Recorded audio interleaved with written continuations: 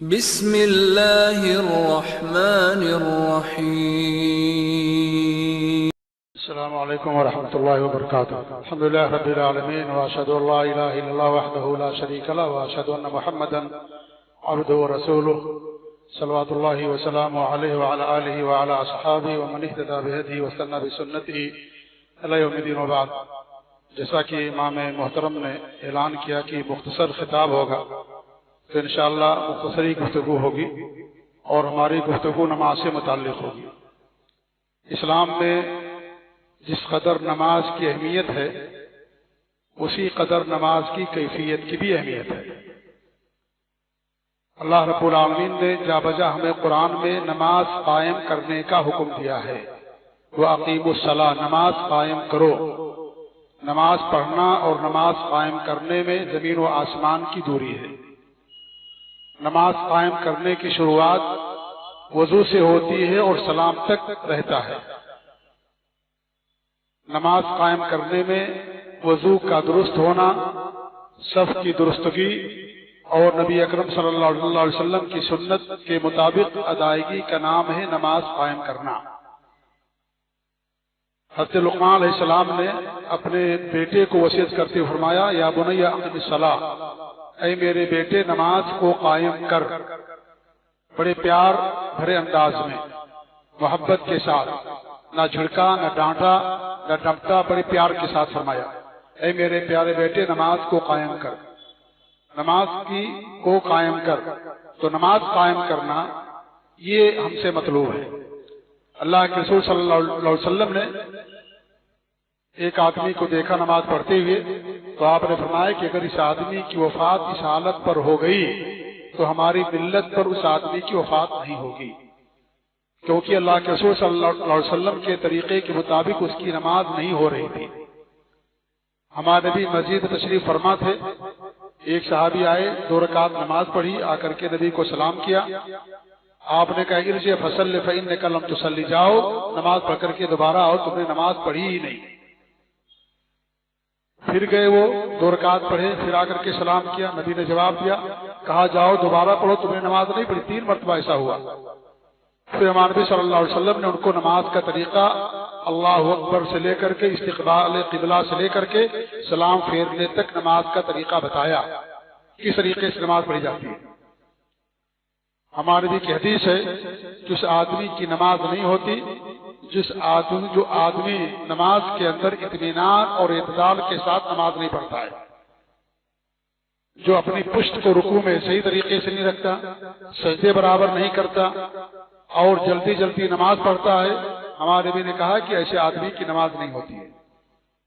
تو نماز کی کیفیت کی بھی اہمیت ہے، جتنی نماز کی اہمیت ہے اتنی ہی اہمیت نماز کی کیفیت کی بھی ہے، کیونکہ اللہ تعالیٰ اسی نماز کو قبول کرے گا جو نبی کی سنت اور طریقے کے مطابق ہوگی۔ جو نبی کے طریقے سے کر کے نماز عبادت ہوگی اللہ تعالیٰ اسے قبول نہیں کرے گا۔ ہمارے نبی دنیا میں آئے تھے اسی لیے کہ آپ لوگوں کو نبی کی عبادت کا طریقہ بتائیں۔ ہم جو کلمہ پڑھتے ہیں لا الہ الا اللہ محمد رسول اللہ، اس کلمے کے 2 جز ہیں۔ پہلے جز اور حصے کا مطلب یہ ہے کہ عبادت صرف اللہ کی، اور دوسرے کلمے کا جز کا مطلب ہے کہ نبی کی طریقے کے مطابق اللہ کی عبادت کی جائے گی۔ اللہ کے رسول نے وضو کے بارے میں فرمایا، من توضأ نحو وضوء ھذا، جس نے میرے اس وضو کی طریقے سے وضو کیا اور 2 رکعت نماز پڑھی اخلاص کے ساتھ، اللہ تعالیٰ اس کے سابقہ گناہوں کو معاف کر دیتا ہے۔ نبی کے طریقے کے مطابق ہمیں اور آپ کو وضو کرنا ہے۔ نماز کے بارے میں فرمایا، صلوا کما رأیتمونی اصلی، جس طریقے تم نے ہمیں نماز پڑھتے ہوئے دیکھا ایسے ہی تم کو بھی نماز پڑھنا ہے۔ نماز نبی کی کیفیت کے مطابق ادا کی جائے گی۔ آپ نے حج کے بارے میں فرمایا، خذوا عنی مناسککم، اے لوگو مجھ سے اپنے حج کا طریقہ سیکھو۔ تو عبادات نبی کے طریقے کے مطابق ہوں گی تب اللہ تعالیٰ اسے قبول کرے گا۔ ہم اہل حدیثوں کے لیے یہ بڑے اعزاز اور شرف کی بات ہے کہ جتنی زیادہ ہمارے ہاں نماز کی کیفیت کا اہتمام ہے، دیگر مسالک کے ہاں نہیں ہے۔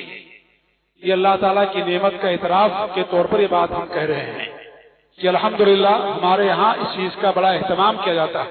اگرچہ خامیاں بہت ہے، بہت قصور ہمارے ہاں، لیکن پھر بھی ظاہری طور پر نماز کی جو کیفیت ہمارے یہاں پائی جاتی ہے الحمدللہ وہ کیفیت اور کسی یہاں کے نہیں پائی جاتی.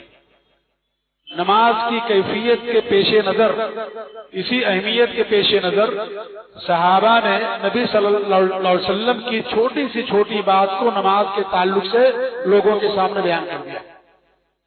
ایک انسان جو نماز کا طریقہ نبی کا پڑھتا ہے تو اسے حیرانگی ہوتی ہے کہ جسے ہم اور آپ معمولی سمجھتے ہیں صحابہ نے اسے بھی لوگوں کے سامنے بیان کر دیا، کیونکہ یہ دین ہے اور دین کی حفاظت کی ذمہ داری اللہ رب العالمین نے لے رکھی ہے. چھوٹی سی چھوٹی، حالانکہ کوئی چیز چھوٹی نہیں ہوتی ہے، ہر وہ چیز جس کی نسبت نبی کی طرف کر دی جائے وہ چیز بھی بڑی ہو جاتی ہے. شخصیت کے مطابق آدمی کے قول اور اس کے فعل کی اہمیت ہوتی ہے. بادشاہ ہے، اگر یہ کہا جائے کہ کلام بادشاہ کا ہے اس کلام کی اہمیت بڑھ جاتی ہے. یہ طریقہ بادشاہ کا اس کی اہمیت بڑھ جاتی ہے. ہمارے نبی صلی اللہ علیہ وسلم کا جو مقام مرتبہ ہے وہ اللہ رب العالمین کے بعد ہے، اس لیے جس عمل کی بھی نسبت نبی کی طرف کر دی جائے اسے ہمیں اور آپ کو معمولی نہیں سمجھنا چاہیے. اسی لیے صحابہ نے ان تمام باتوں کو یاد رکھا اور پوری امت کے سامنے بڑے اخلاص کے ساتھ اور بڑی دیانتداری اور امانتداری کے ساتھ اسے لوگوں کے سامنے بیان کر دیا. چھوٹی سی چھوٹی چیز ہمیں نظر آتی لیکن وہ چھوٹی نہیں ہے، بڑی چیز ہے وہ، کیونکہ وہ نبی کی سنت ہے. آپ وضو کی مثال لے لیں، ہمارے نبی صلی اللہ علیہ وسلم کس طریقے سے وضو کرتے تھے وہ طریقہ بھی صحابہ نے محفوظ کر لیا. اور آپ یہاں تک دیکھیں کہ بڑے بڑے صحابہ وہ پانی میں آتے تھے اور لوگوں کے سامنے وضو کا طریقہ بتاتے تھے کہ نبی ایسے وضو کیا کرتے تھے.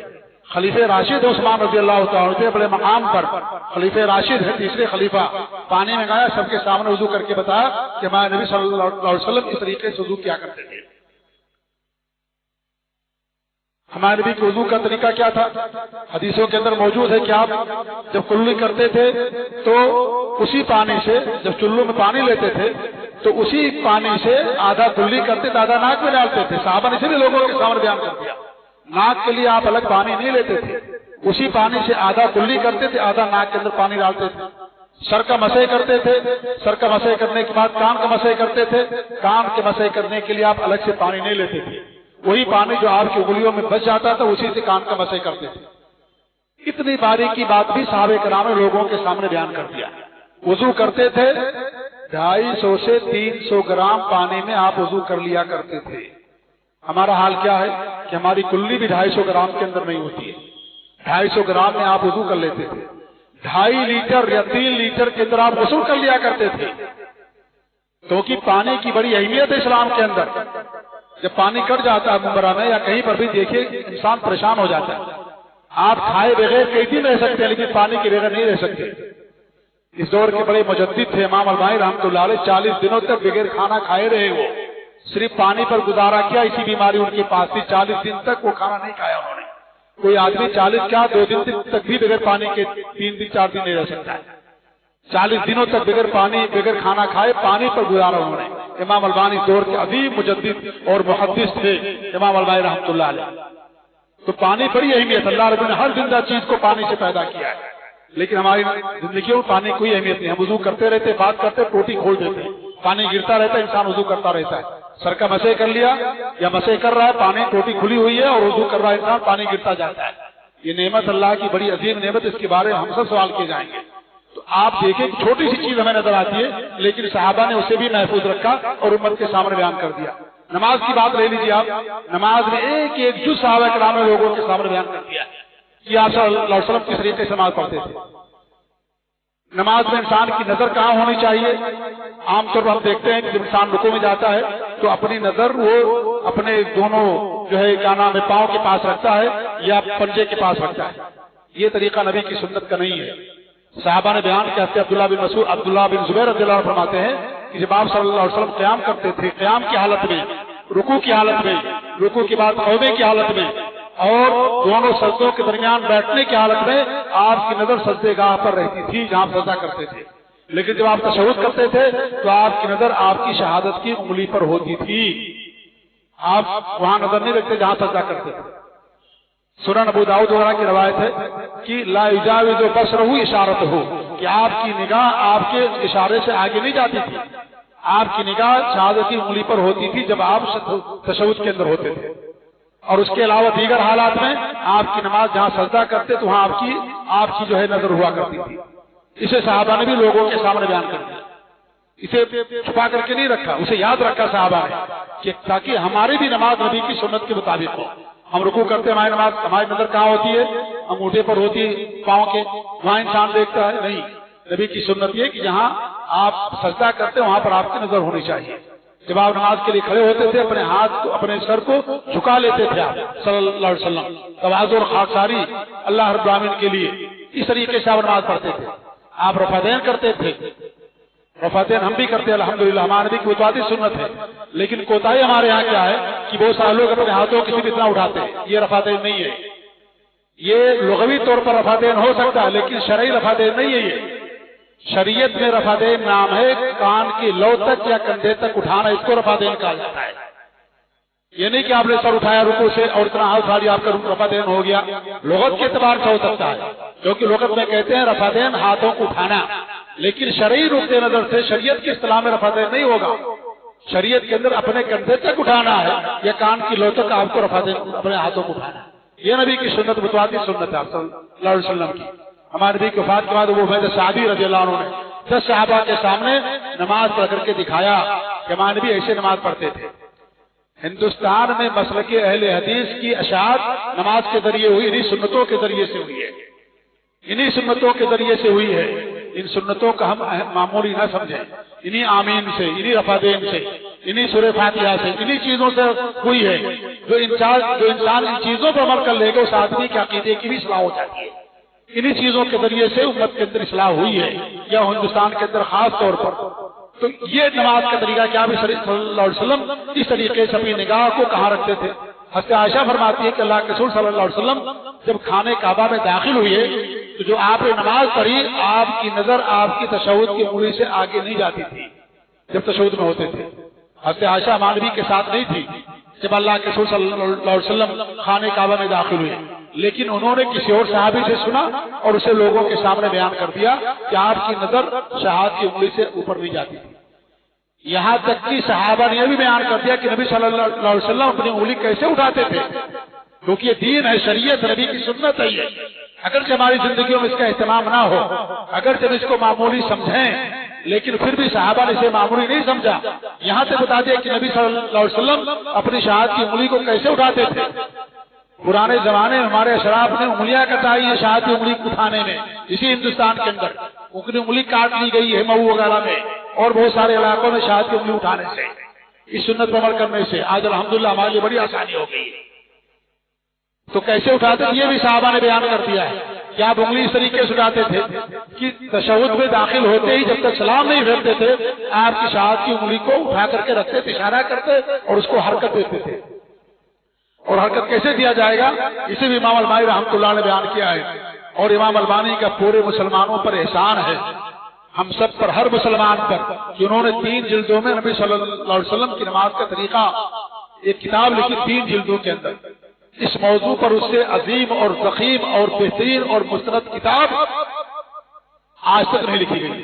3 جلدوں میں انہوں نے کتاب لکھی ہے امام البانی رحمۃ اللہ، انہوں نے بیان کیا کہ جب آپ انگلی اشارہ کریں گے کیسے کریں گے، ایسا نہیں کریں گے جیسے ہم نے بہت سارے لوگ کرتے، میں بھی پہلے اسی کرتا تھا، لیکن جب میں نے وہ کتاب پڑھی الحمدللہ 2 مرتبہ میں نے اس کتاب کو پڑھا ہے، انسان پڑھتا جائے دوبارہ بھی پڑھے گا اس کے علم میں اضافہ ہی ہوگا، سمندر ہے وہ نماز سے متعلق جو کتاب انہوں نے لکھ دی ہے۔ ہاں چند مسائل میں اختلاف ہے لیکن عمومی طور پر تمام باتیں انہوں نے بیان کی ہے وہ نبی صلی اللہ علیہ وسلم کی سنت اور طریقے کے مطابق۔ وہ بیان کرتے ہیں کہ وائل بن حجر کی جو حدیث ہے کہ نبی اپنی شہادت کی انگلی کو حرکت دیتے تھے تو ہم لوگ کیا کرتے ہیں اوپر نیچے لاتے اوپر لے جاتے ہیں، یہ طریقہ صحیح نہیں ہے، اس کو رفع اور قبض کہا جاتا ہے۔ اس کا طریقہ کیا صحیح ہے کہ آپ انگلی کو اٹھا کر کے رکھیں اسے اوپر ہی حرکت دیں گے، ایسا یہ نہیں کہ آپ اسے نیچے لائے اوپر لے جائیں، نیچے لائے اوپر لے جائیں، یہ صحیح طریقہ نہیں ہے۔ کیوں؟ اس لیے کہ رفع اور قبض ہے، یہ حرکت نہیں ہے یہ۔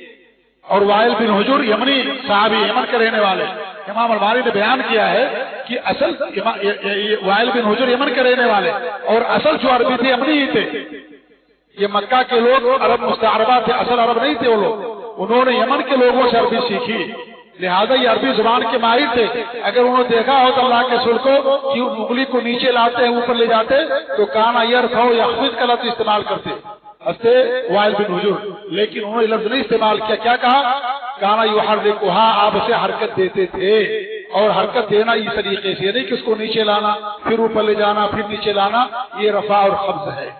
اتنا بھی صحابہ نے لوگوں کے سامنے بیان کر دیا الحمدللہ۔ تو ہماری نماز پوری شروع سے لے کر کے آخر تک نبی صلی اللہ علیہ وسلم کی کیفیت کے مطابق نماز میں تورک ہونا چاہیے، جس میں بھی آپ سلام پھیرتے ہیں اس میں انسان کو تورک کرنا چاہیے، اور جو آپ کا داہنا پاؤں سے کھڑا کر کے رکھنا چاہیے۔ یہاں بھی ہم سے کوتاہی ہوتی ہے، بہت سارے لوگ اپنے داہنے پاؤں کو زمین بچھا دیتے ہیں، یہ نہیں صحیح ہے۔ آپ باقاعدہ اپنے داہنے پاؤں کو کھڑا کریں، اور اس طریقے سے آپ کے پاؤں کے پنجے آسمان قبلے کی طرف ہونے چاہیے، انگلیاں قبلے کی طرف ہونے چاہیے، اس طریقے انسان کھڑا کر کے رکھے، یہ نہیں کہ اس کو بچھا دے۔ ہاں اگر انسان کے پاس مجبوری ہے، پاؤں میں درد ہے، تورک نہیں کر سکتا ہے، اپنے پاؤں کی انگلیوں کو کھڑا نہیں کر سکتی، یہ الگ معاملہ ہے، لیکن اگر انسان کے پاس وسعت اور طاقت ہے، استطاعت ہے، اس طریقے سے انسان کو بیٹھنا چاہیے کہ اپنے پاؤں کے پنجوں کو سامنے کھڑا کر کے رکھے، سجدے میں اپنے پاؤں انسان کھڑا کر کے رکھے، پاؤں دونوں پنجے آپ کے زمین پر ہونے چاہیے۔ کچھ لوگوں کے پاؤں کبھی کبھی نظر آتا ہے کہ اٹھا کر کے رکھے ہوئے ہیں، ایک پاؤں کو دوسرے پاؤں کے اوپر رکھ دیتا ہے، یہ بھی نبی کی سنت نہیں ہے۔ آپ کا طریقہ ہے کہ اپنے پاؤں کو آپ زمین پر دونوں پاؤں کو آپ جو ہے پگلیوں کو آپ ملا کر کے رکھتے تھے، جیسا کہ عائشہ رضی اللہ عنہ نے بیان کیا، یہ نبی کی سنت ہے۔ اس طریقے سے انسان کو سجدہ کرنا چاہیے۔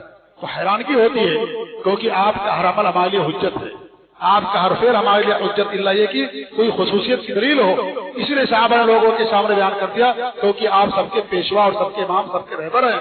صلو کما رأیتمونی اصلی، صحابہ نے سنا، اس لیے صحابہ نے ہمارے نبی کی تمام طریقوں کو یاد رکھا، کس طریقے سے انتظام کرنا، کیسے آپ نماز میں کھڑے ہوں گے، آپ کی صف کیسی ہوگی، سب کی درستگی بھی انسان کے کندھے سے ہوتی ہے، پاؤں سے نہیں ہوتی سب کی درستگی۔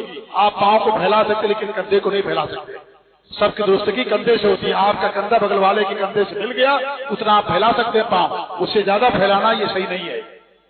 کندھے سے ہوتی شروعات، پاؤں کندھا اپنے آدمی نہیں پھیلا سکتا لیکن پاؤں کو پھیلا سکتا۔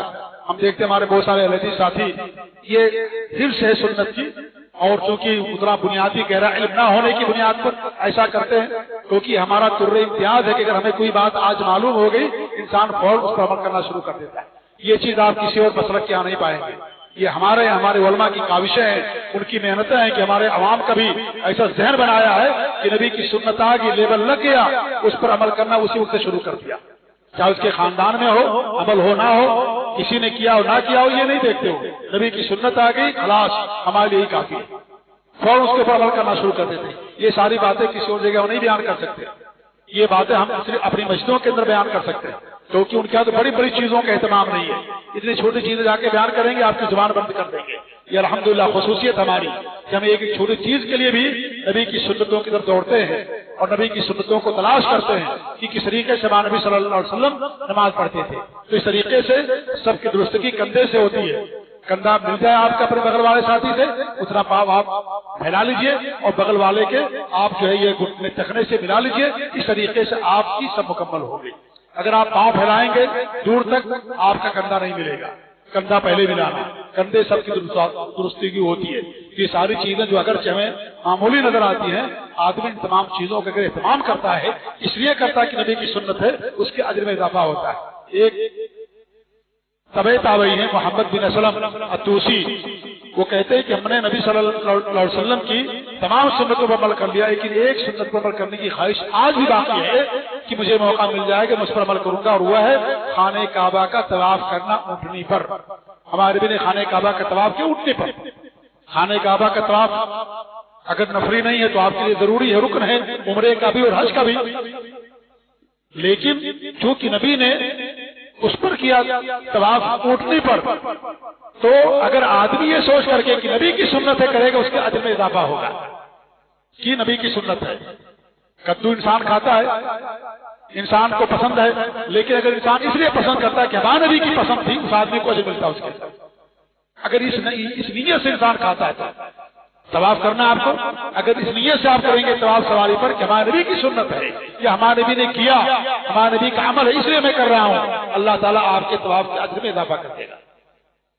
اگرچہ یہ ضروری نہیں کہ آپ اس سے طواف کریں، آپ پیدل کیجئے اور جو ہے کیا نام بائک کسی پر کیجئے. آج کل تو بہت ساری چیزیں آ گئی ہیں، کمزور لوگوں کو الیکٹرانک گاڑی پہ بٹھا کر کے طواف کرایا جاتا ہے، ہوتی ساری چیزیں طواف ہو جاتا ہے. لیکن یہ دیکھیے سنت پر عمل کرنے کا جذبہ، وہ کہتے ہیں ایک سنت میری رہ گئی ہے اللہ کے رسول کی، جس کی میری تمنا اور خواہش ہے کہ اللہ تعالیٰ مجھے بھی کرنے کی توفیق دے. تو الحمدللہ یہ ہم سب کا قرۂ امتیاز ہے کہ ہمیں کوئی بھی نبی صلی اللہ علیہ وسلم کی سنت کا علم ہوتا ہے، انسان فوراً اس کے اوپر عمل کرنا شروع کرتا ہے. اللہ تعالیٰ دعا کہ اللہ رب العالمین ہمیں اپنے نبی کی سنتوں پر قائم رکھے، ہماری نمازوں میں اخلاص اللہ عطا فرمائے، ہماری نمازوں کے اندر خضوع خضوع فرمائے، اور اللہ تعالیٰ ہماری نمازوں کو قبول فرمائے. جزاکم اللہ خیر. و صلی اللہ علیہ محمد وعلی آلہ وصحبہ اجمعین. السلام علیکم و رحمۃ اللہ وبرکاتہ.